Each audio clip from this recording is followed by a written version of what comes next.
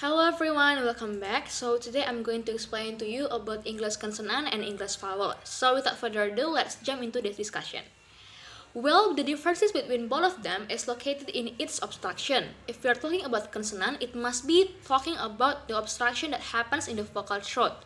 Whereas if we are talking about vowel, it must be talking about something that without obstruction in the vocal throat. Okay, so here is the first discussion about consonants. In consonants, the construction happens in the vocal tract that obstructs the airflow either partially or completely. And this consonants is divided into three pieces of information. The first one is voicing, the second is the place of articulation, and the third is the manner of articulation.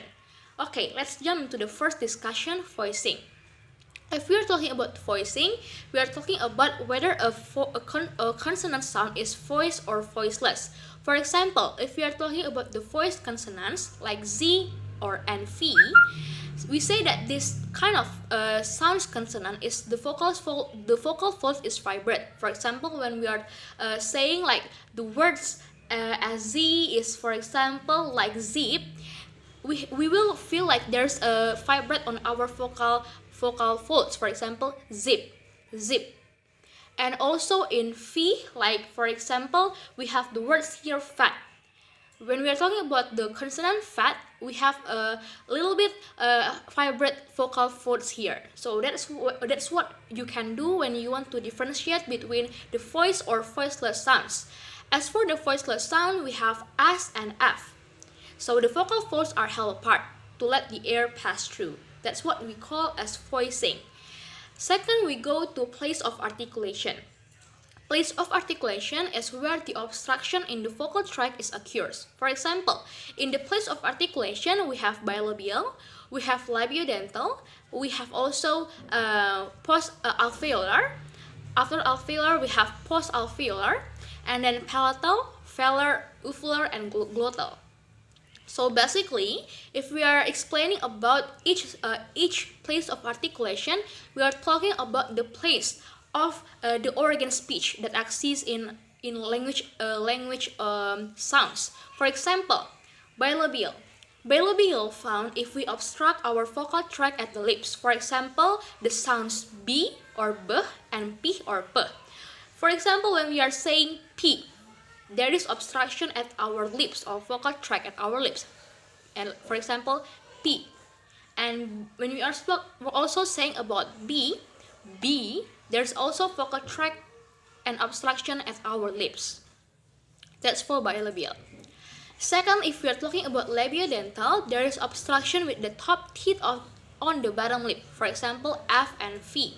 For example, when we are saying fat, obstruction the top teeth on the bottom lip, fat. And also when we are saying like words fat, fat. So there's obstruction between top teeth and bottom lip, fat, fat. Okay, now we are talking about alveolar.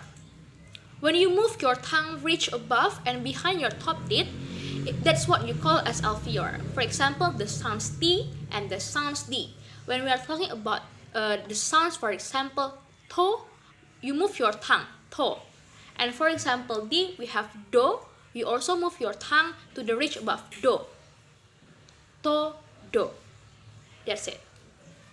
Now we move to the fourth place of articulation, which is a bit behind the alveolar ridge, what we call as post-alveolar. So post-alveolar, you can see as in the sound ship, the S and H, ship, and then we also can find it and measure, measure. You see that you also make it behind the alveolar ridge, measure, like that. Then we go to the fifth place of articulation, we call it as palatal. So the true palatal sounds in English is only J or J. We call it when we say yet, yet, yet. Then we go to the next is velar. Velar is the back of your tongue up against the back of the soft palate or the volume. You produce the velar sounds, for example, like K and G, K and G. For example, when you are saying cap, the back of your tongue against the back of the soft palate, cap, cap. And also for G, we have gap, cap, gap. That's it. Now for the last one, we have glottal. Glottal we made right at the larynx. For example, the sounds H. H for the sounds we have here that we can see as in hat. Hat. You make it right at the larynx. Hat, hat, like that. That's what we call as the place of articulation. Now we move to the third part of pieces information, what we call as manners of articulation.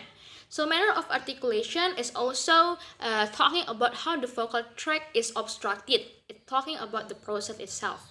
For example, in manners of articulation, we have here plosive. Plosives are sounds in which there is complete closure in mouth.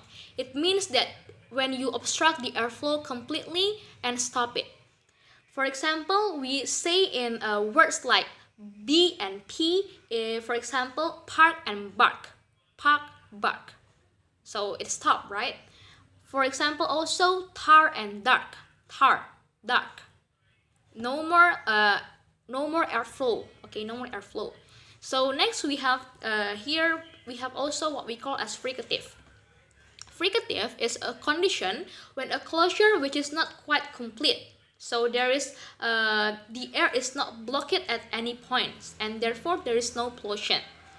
In this fricative, we have examples such as like labiodental fricative in F and V, like wife and wives, and also at TH, for example, this, that.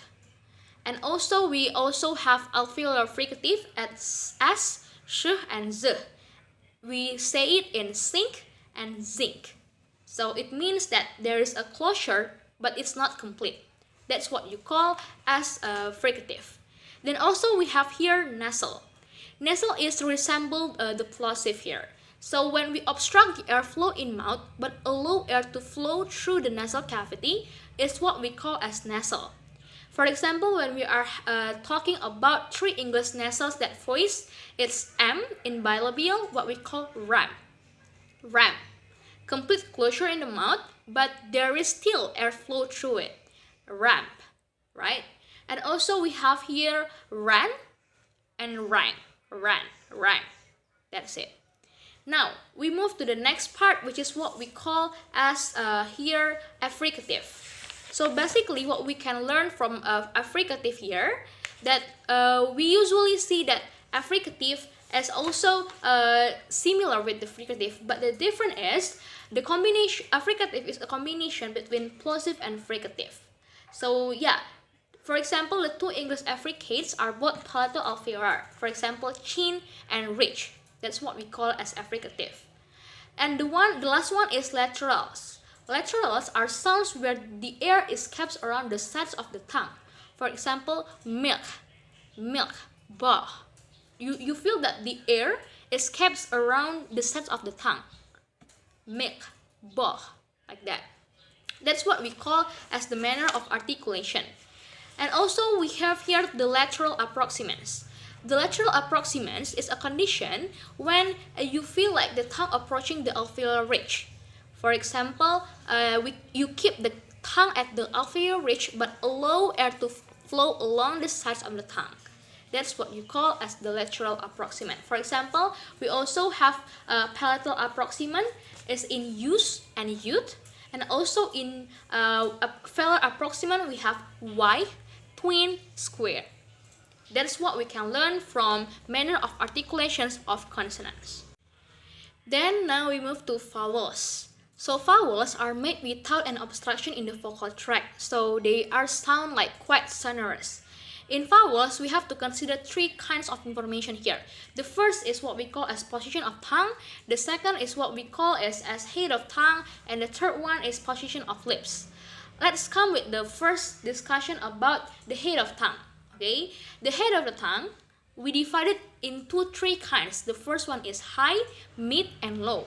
As you can see from the table, you can see there they are high, mid, low with kinds of vowels. In English vowels, we have 20 vowels monophthong, 12 vowels of monophthong, and 8 vowels of diphthongs.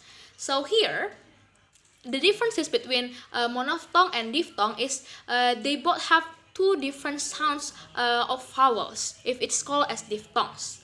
But when we call as monophthong, it's only consists only one sounds produced.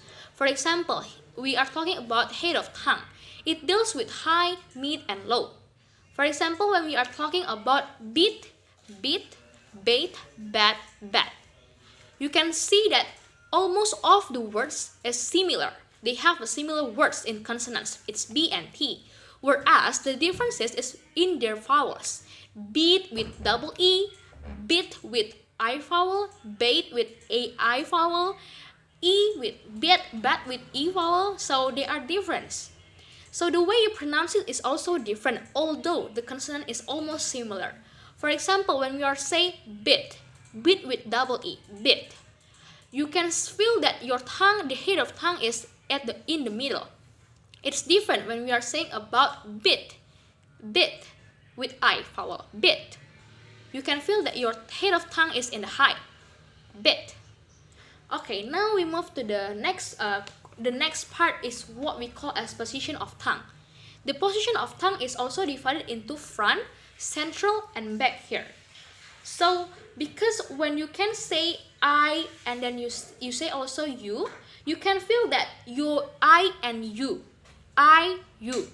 The difference is that you can feel that your tongue in I is in front vowel I, and you can feel your tongue is moving back like you. It's on the back vowel. That's what you call as front, central, and back. That's what you can see that each words or each sounds can produce different or positions of tongues. Also, when we call the central part, for example, when we are saying the words I, it's also in the middle of it, For example, bat, bird. It's not too back, it's not too move in front, but it's in the middle. Front, central, and back. That's what we deal with the position of tongue. Then the third one, we have position of lips. We have position of lips is divided into rounded or unrounded vowels. For example, when you are saying cheese and choose, you can see that your lips, cheese, is not unrounded. Choose, your lips are rounded. That's what you call as unrounded and rounded vowels. From roundings kind of part to be concerned with. Now we move to the next part is what we call as diphthongs. So basically, English has 8 kinds of diphthongs. You can see from the screen that is showing you about. There is the 8 diphthongs that we can have. Also, it also can be divided based on the third concern that we can have to see from the vowels itself. So the easiest way to remember the term 3 groups as follows. When you are talking about diphthong, it moving towards central or moving towards high, and then it also comes with the differences on it. So basically that is the difference between English consonant and English vowels. Thank you for watching. Hopefully this will help you guys through understanding about English vowel and English consonants better. Thank you.